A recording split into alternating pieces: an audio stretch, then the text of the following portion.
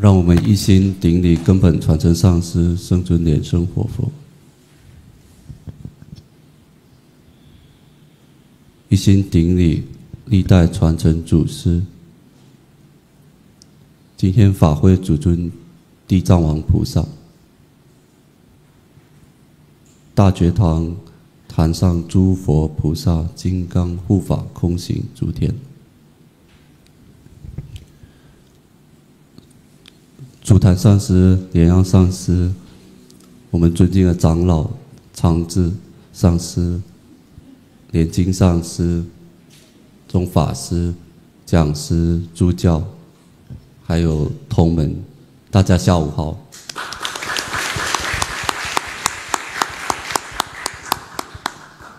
那莲阳上师让我再跟大家再次聊聊天。我想趁此机会跟大家分享一下我今天凌晨才完成的一篇文章。Liang Sangse meminta saya untuk berngobrol-ngobrol, bersharing-sharing Dharma kepada Anda semua. Dan hari ini saya akan sharing satu artikel yang baru saja saya selesaikan tadi dini hari. 那适逢现在是农历7月，我们佛教说是孝道月。Dan bertepatan dengan bulan bakti pada orang tua, yaitu tepatnya di bulan ke-7 penanggalan lunar. 那许多道场，包括大觉堂，都会举办拜忏和瑜伽院口法会。Banyak wihara, salah satunya diantaranya Wihara Padma Suci, mengadakan upacara ulambana, dan seperti hari ini upacara pertobatan Kaisalyang dan juga Ulka Muka Yoga Bodhisattva Siddhigarbha. 那我想跟大家分享一下地狱不空地藏王菩萨的大愿的真实意义。 Dan hari ini saya akan sharing makna sejati dari ikrar Bodhisattva Siddhigarbha, yaitu tidak akan mencapai kebudahan sebelum neraka kosong. 缘起是因为有同门问我，那要跟本尊地藏王菩萨相应，是不是就得跟他发同等的誓愿，地狱不空，誓不成佛？ Asal mula dari topik ini adalah karena ada seorang umat bertanya pada saya, jika kita ingin kontak yoga dengan Bodhisattva Siddhigarbha, apakah kita harus berikrar sama seperti ikrar Bodhisattva Siddhigarbha? 他因为这个这么大的誓愿而心生恐惧。 Karena ikrar dari Bodhisattva Siddhigarbha begitu agungnya, membuat dia takut untuk berikrar. 那他问我，是不是要等到地狱真的空了，那他才可以成就？ Dan umat ini bertanya pada saya, apakah benar bahwa kalau neraka sudah kosong, Bodhisattva Siddhigarbha baru bisa berhasil dan dianya baru bisa berhasil? 我想他这份担心其实很真实，所以我想趁此机会跟大家好好说一下。 Dan kekhawatiran orang ini, umat ini itu sangat nyata, dan di sini dalam kesempatan kali ini saya akan jelaskan. 我的看法，我是觉得我们发愿，不要把愿看成是一个枷锁。 Dan menurut pandangan saya, kita berikrar itu, kita jangan anggap ikrar itu sebagai belenggu. 那佛菩萨的誓愿就会变成一个束缚。 Kalau kita anggap sebagai belenggu, maka ikrar dari Buddha Bodhisattva akan menjadi ikatan, mengikat diri kita. 我把佛菩萨的誓愿看成打开我们心的钥匙。 Tapi saya memandang ikrar dari Buddha Bodhisattva itu sebagai kunci untuk membuka hati kita. 如果我们发了跟地藏王菩萨同等的誓愿， Jika kita berikrar sama dengan ikrar Bodhisattva Siddhigarbha, 这不是签了一份延后成佛的契约。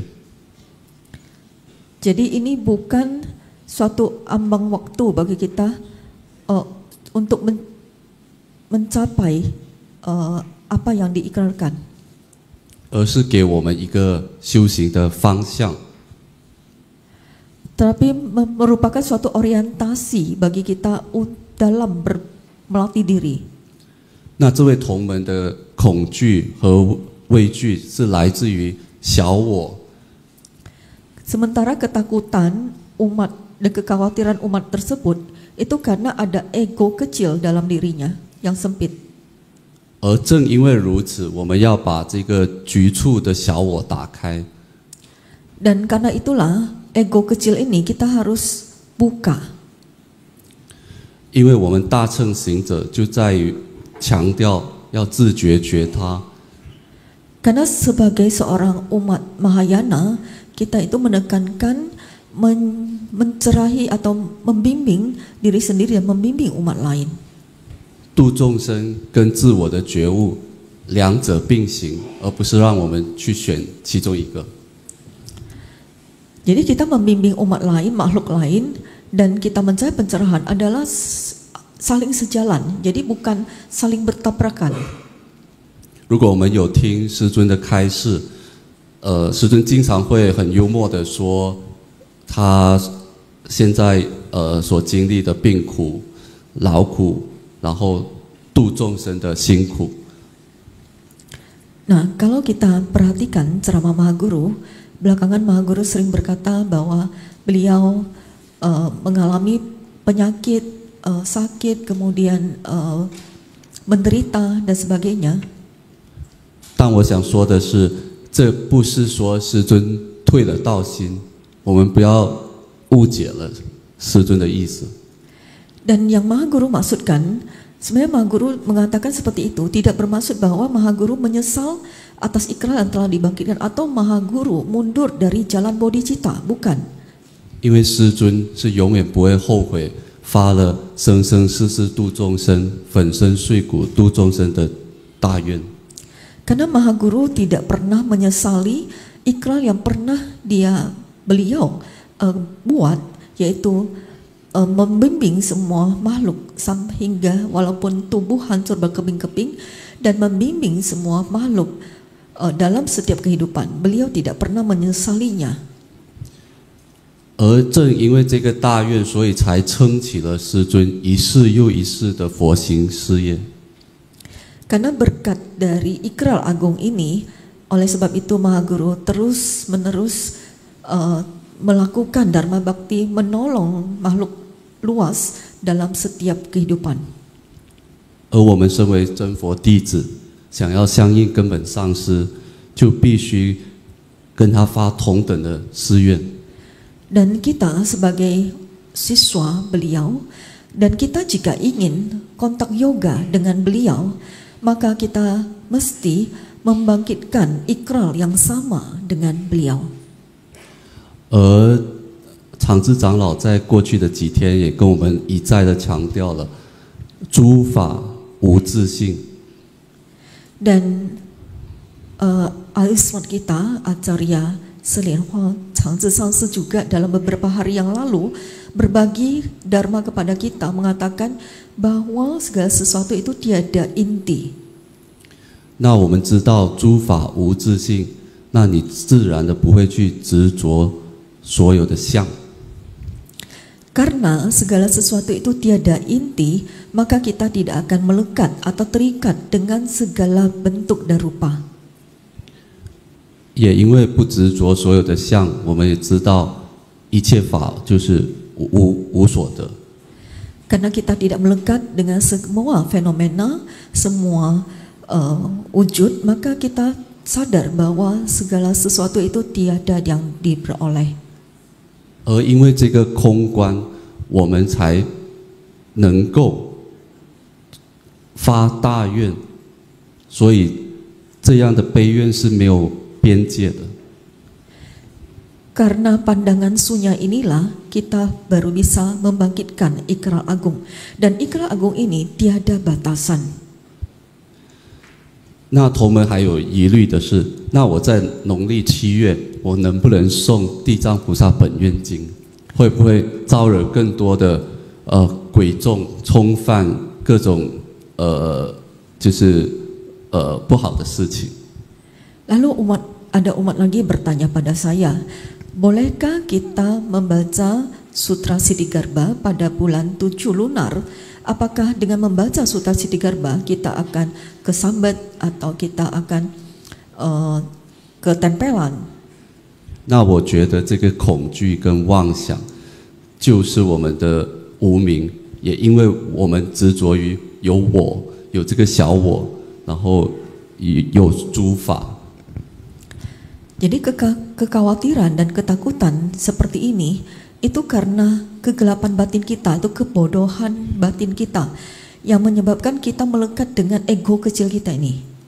因为能够读诵佛经，其实是一个清净的善因，而不是招惹鬼神中的恶因。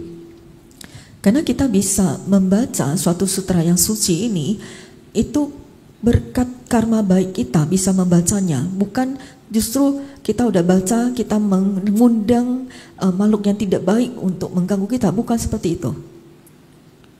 那我们产生的恐惧跟害怕本身，你就要用你发的那个大愿和你的智慧去把它照破。 Jadi ketakutan dan kekhawatiran kita harus kita bisa singkirkan, buang, hancurkan dengan kebijaksanaan dan ikrar agung yang kita buat. 所以有了大愿为方向，我们每一步修行的路才会走得很踏实。 Jadi adanya ikrar agung sebagai orientasi bagi kita, maka dalam jalan berbawana atau jalan melatih diri kita baru bisa menjalani dengan mantap. 然后慢慢去体会师尊所发的大愿。 Dan untuk selanjutnya kita baru bisa pelan-pelan menghayati, memahami ikrar agung yang Maha Guru pernah buat. 从中去体会一切法无自性的真实意义。 Dan dari situ pula kita menghayati bahwa segala sesuatu tiada inti yang sejati. 那最后我们会醒觉，而且很清楚明了的知道，师尊绝对不会后悔他所发的誓愿。 Jika kita bisa memahaminya, menghayati setiap hal-hal ini, maka kita akan sadar bahwa Maha Guru tidak pernah menyesali ikrar yang pernah beliau buat. 这就是我今天想跟大家简单的分享。 Inilah yang saya sharing kepada Anda secara sederhana. 感谢莲益法师的法语开示。接下来恭请九坛上师法语开示，有请上师。让我们在虔诚的合掌，一心敬礼。南无根本传承上师圣尊莲生活佛。一心敬礼真佛中历代传承祖师。一心敬礼法会主尊。南无大愿地藏王菩萨。一心敬礼坛城三宝。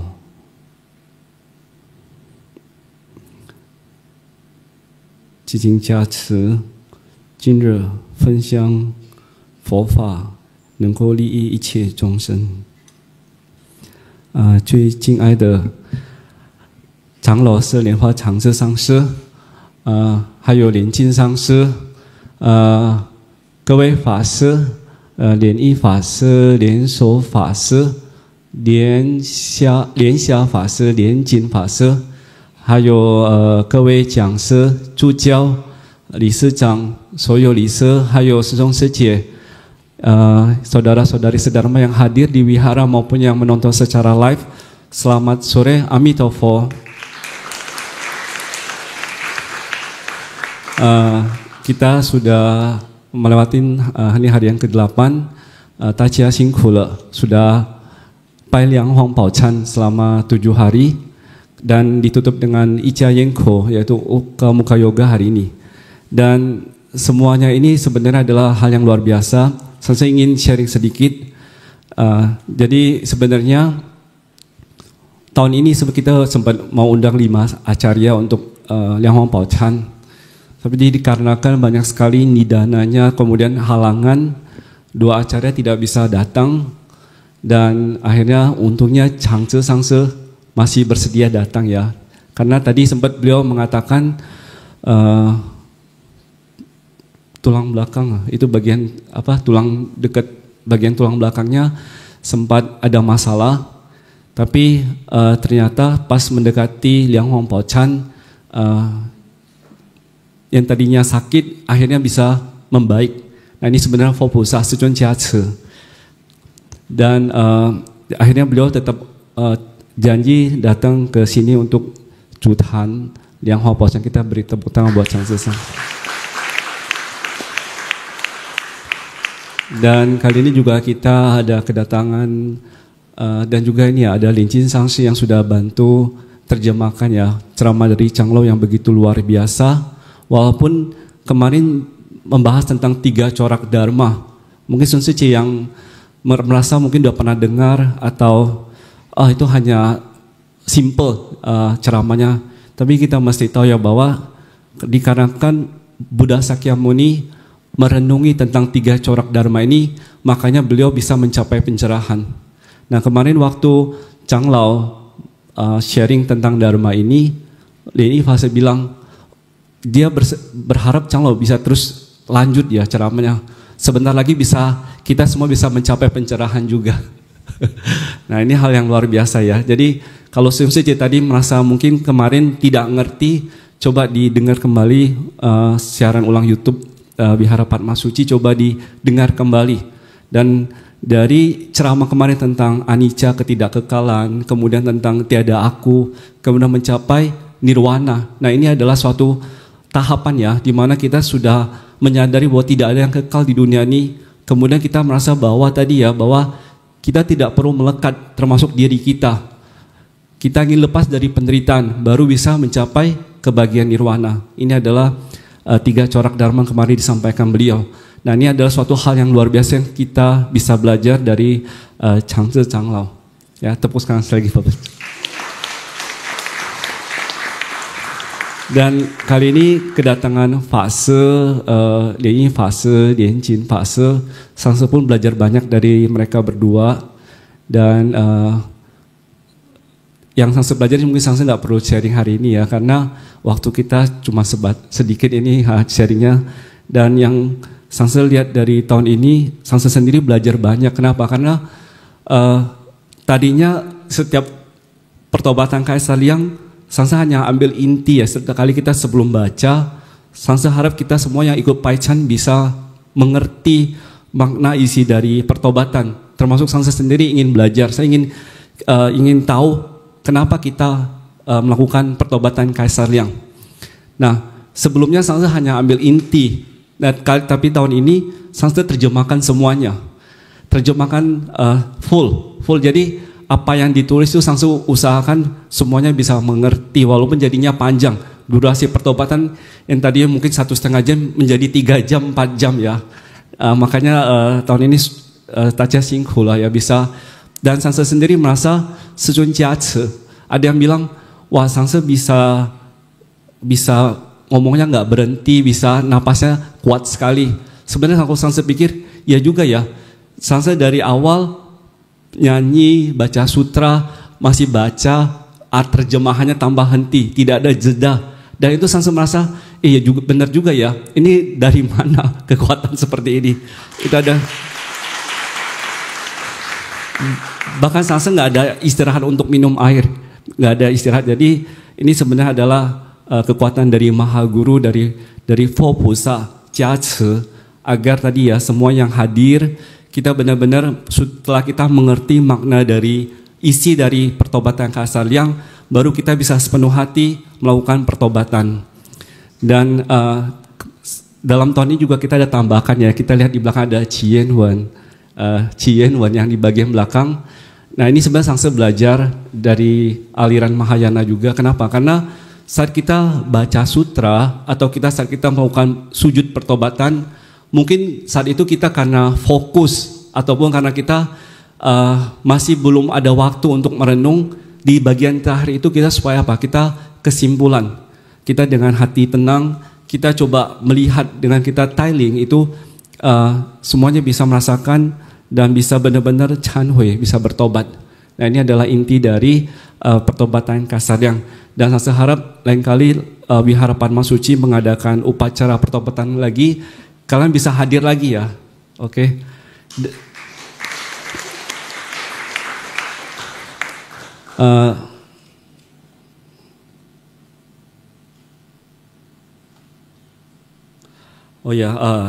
Kali ini kita juga mau ucapkan terima kasih untuk semua umat Wihara Fajra Bumi Balaputra di Seputiraman Lampung. Jadi kita mengadakan upacara di sini. Mereka yang ada di Lampung juga ikut dari awal sampai bab 10 kemarin. Dan mereka ada kirim videonya, kirim fotonya. Mereka buka siaran live YouTube Wihara Padma Suci. Kemudian mereka sama ikut sama kita pai bareng. Dan ini hal yang sangat luar biasa. Kita tepuk tangan buat mereka juga. Hari ini saya ingin sampaikan ya, kita ikut pertobatan Kasaryang. Dari awal kita ada namanya Fayuan, kemudian ada membuat ikrar, kemudian menumbuhkan hati bodhicitta. Setelah itu kita mewakili semua makhluk di 6 alam gati, dari alam neraka, alam hewan, alam preta, termasuk alam manusia, alam asura, alam dewa, dan semua orang tua dari seluruh sepanjang kehidupan kita. Kita bayangkan ya, kita sudah berenkarnasi berapa kehidupan. Dan luar biasanya dari Buddha Dharma adalah kita bisa visualisasi dan kita bisa membawa mereka semua yang pernah berjodoh dengan kita di sepanjang masa kehidupan kita sama-sama melakukan pertobatan Kasaryang. Dan setelah mewakili mereka semua, di terakhir kita masih ada diajarkan untuk melakukan pelimpahan jasa, dedikasi dari pertobatan kita untuk semua yang berjodoh.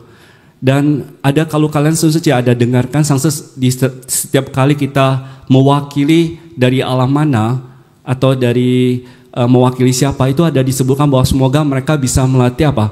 Catur Apramana dan Satparamita.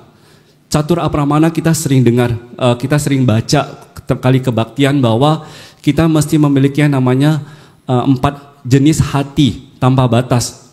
Apa yang dimaksud Catur Apramana? Apa aja 4 jenis hati tanpa batas? Yang pertama ada Maitri. Kita sering bilang Maitri, Karuna, Mudita, Upeksa. Nah, saya akan jelaskan hari ini tentang Catur Apramana dan Satparamita. Kenapa? Karena kita sering dengar, kita sering ucapkan, tapi apakah kalian mengerti makna dari Catur Apramana ini? Nah, di sini saya ingin supaya kita setiap kali kita datang ikut kebaktian ataupun kita sendiri di rumah ada syufa, ada sadhana, sebenarnya kita secara tidak langsung kita sudah melakukan nama tadi ya, memiliki hati Catur Apramana dan Satparamita. Yang pertama saya menjelaskan Maitri terlebih dahulu. Se itu adalah kita memiliki cinta kasih tanpa batas. Kalau kita ingin seperti seorang bodhisattva, kita mesti memiliki hati Maitri, di mana kita ingin memberikan kebahagiaan. Kebahagiaan itu bukan untuk diri kita, tapi untuk semua orang yang berjodoh dengan kita. Kemudian dengan kita memiliki hati Maitri, kita berdoa, kita seperti kemarin kita datang Liang Huang Pao Chan. Kita ingin supaya orang bisa hidup lebih baik, supaya keluarga kita, teman-teman kita, guru kita, dan semua makhluk di 6 alam gati bisa hidup dalam tadi ya, aman, tentram, dan bahagia. Nah, ini adalah Maitri.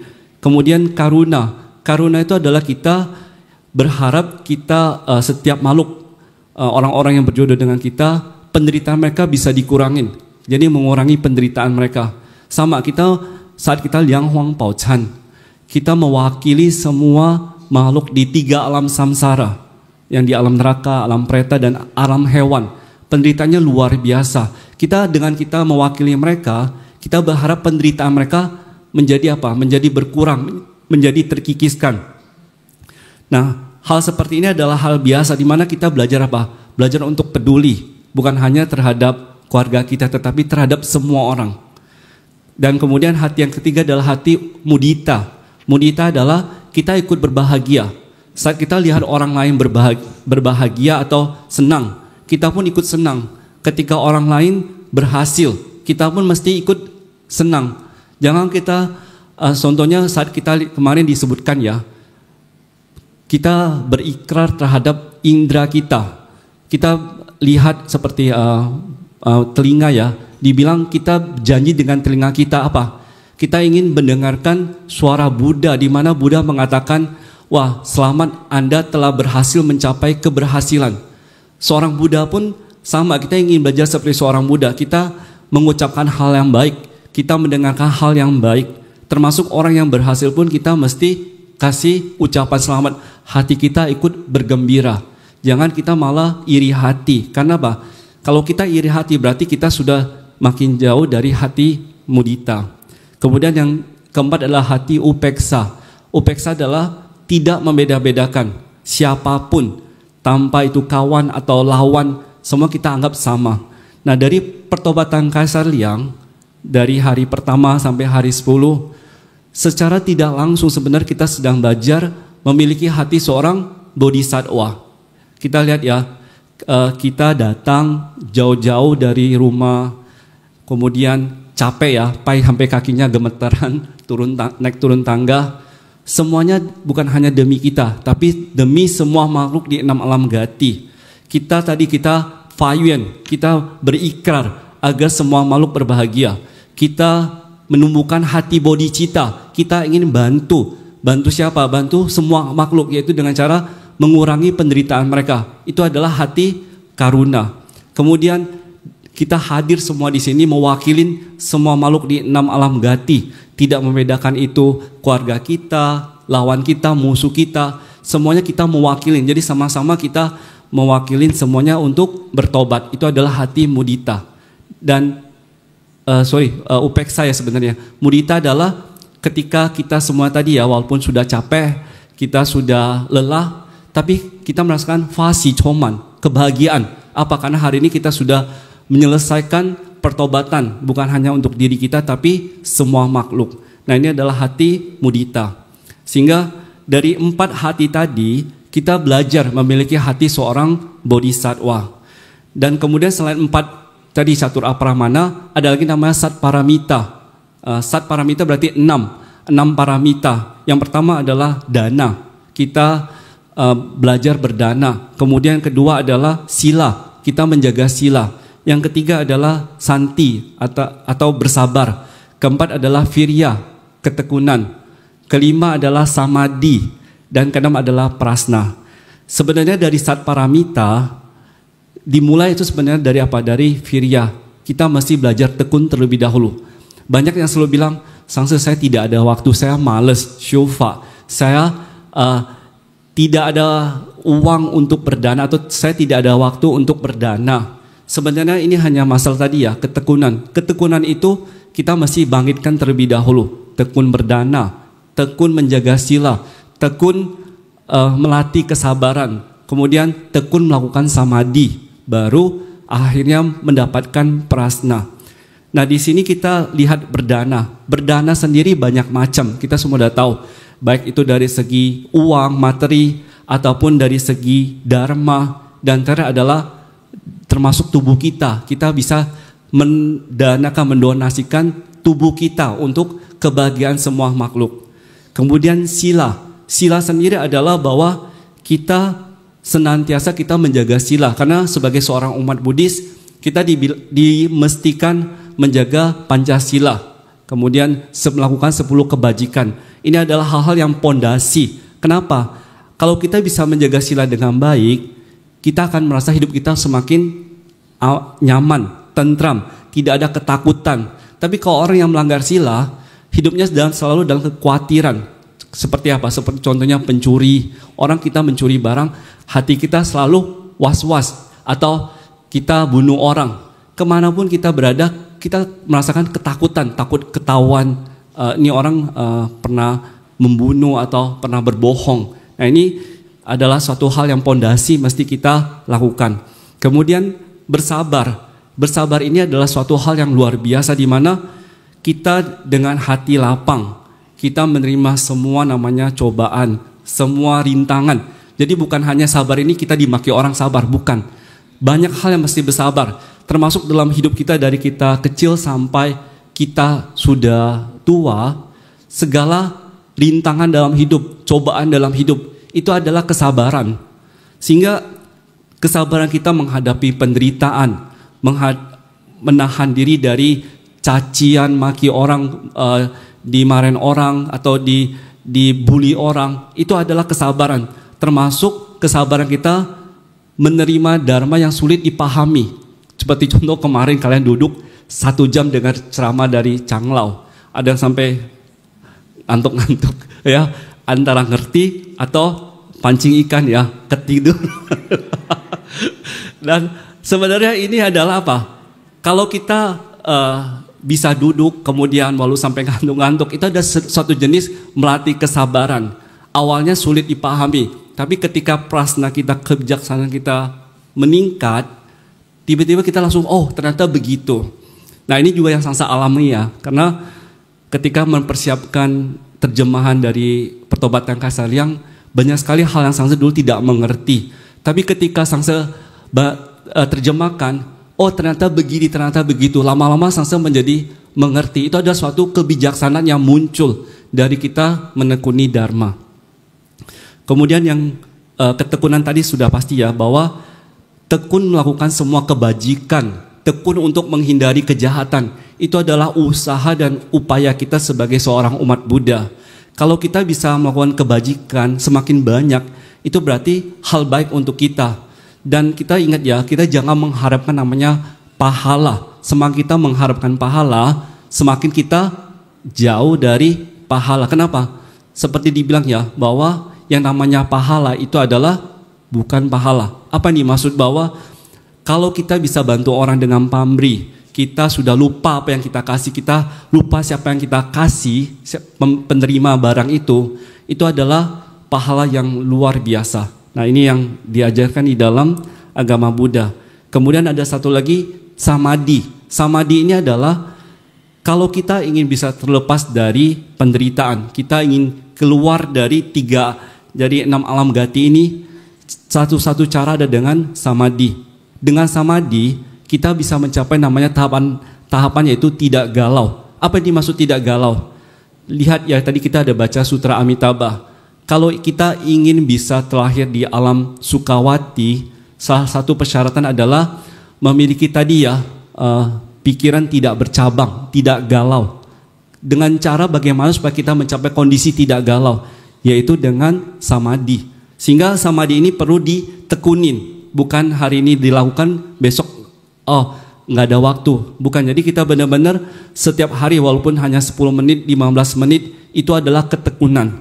Dan dari samadhi baru muncul tadi prasna, kebijaksanaan. Nah dari catur apramana dan satparamita ini, semuanya adalah sebenarnya metode bagaimana kita menyeberangkan diri kita dan semua makhluk menuju pencerahan sempurna. Bedanya di mana? Kalau catur apramana kita sedang melatih hati, yaitu kita ingin memiliki hati seorang bodhisattva.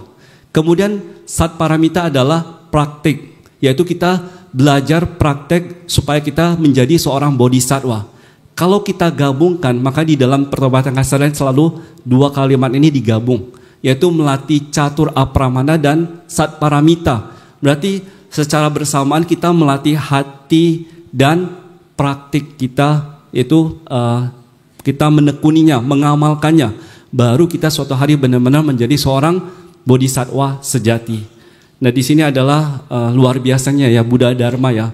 Dan dari apa yang saya sudah sampaikan hari ini, kita berharap setelah kita suatu hari memahami kebenaran yang sejati, baru kita bisa mencapai pencerahan sempurna. Dan Sanse terima kasih banyak ya untuk semua donatur, semua relawan yang sudah membantu dari awal. Sanse juga lihat banyak sekali Lisa walaupun sudah datang pengurus sampai malam, besok pagi atau besoknya datang untuk persiapkan persembahan ya. Kalian lihat persembahan setiap hari luar biasa. Ini butuh effort, butuh pikiran untuk apa? Menyiapkan persembahan. Semakin kita punya hati memberikan yang terbaik untuk para Buddha Bodhisattva, kita pun sama, kita akan mendapatkan yang terbaik. Sehingga kita jangan bilang bahwa saya tidak ada uang, saya tidak ada waktu untuk mempersiapkan. Sebenarnya hanyalah masalah niat. Kalau kita ada niat, baru ada namanya jalan, baru kita pun akan mendapatkan yang terbaik. Kalian lihat yang di depan ini ya, ini kapal yang di depan, ada kapal ya, ini bukan pajangan ya, ini bukan pajangan, bukan pajangan. Karena hari ini kita ada penyeberangan, mesti ada kapal. Jangan berpikir seperti demikian. Kalian lihat ada Fu di depannya ya. Ada kelihatan nggak? Ada Fu. Kapal ini sebenarnya Sanse bawa pulang dari Seattle. Jadi ini adalah barang milik Mahaguru. Kemarin saat kita di Seattle, mereka lelang barang-barang Mahaguru, dan ketika Sanse lihat kapal ini, Sanse langsung, wah ini suatu pusaka, di mana mereka bilang setiap malam Mahaguru melakukan penyeberangan batra 1000 dharma, jadi penyeberangan 1000 batra dharma setiap malam ya Mahaguru melakukan. Dan ketika melihat ini seperti ada magnet ya, wah Sanse pikir ini adalah sesuatu yang luar biasa. Dengan kita Sanse bawa ini pulang, Sanse berharap setiap kali ada upacara, setiap kali ada kebaktian, kita dengan hati ya, kita dengan hati bersama, kita ingin menyeberangkan semua insan. Dan ini kalian lihat ya, Fu-nya Mahaguru tulis sendiri banyak sekali jenis, termasuk di cermin. Cermin itu semua ada Fu-nya. Itu semua adalah adistana, pemberkatan dari Mahaguru.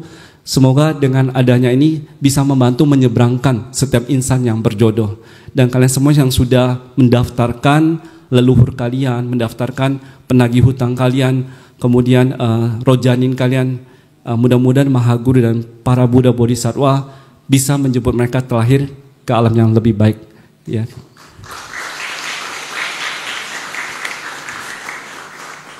Dan sekali lagi terima kasih semuanya yang hadir, dan sekali lagi terima kasih untuk Changlao, Lenjin Sanse yang sudah bantu terjemahkan supaya kalian semua bisa mengerti apa yang Changlao sampaikan, dan juga kepada DNI Fase, semua Lianso Fase, Lianjin Fase, Lianxia Fase. Terima kasih, dan semua orang yang sudah hadir termasuk semua pengurus relawan, dan Song Seje, Xie Xie Dajia, Om Mani Padme Hum.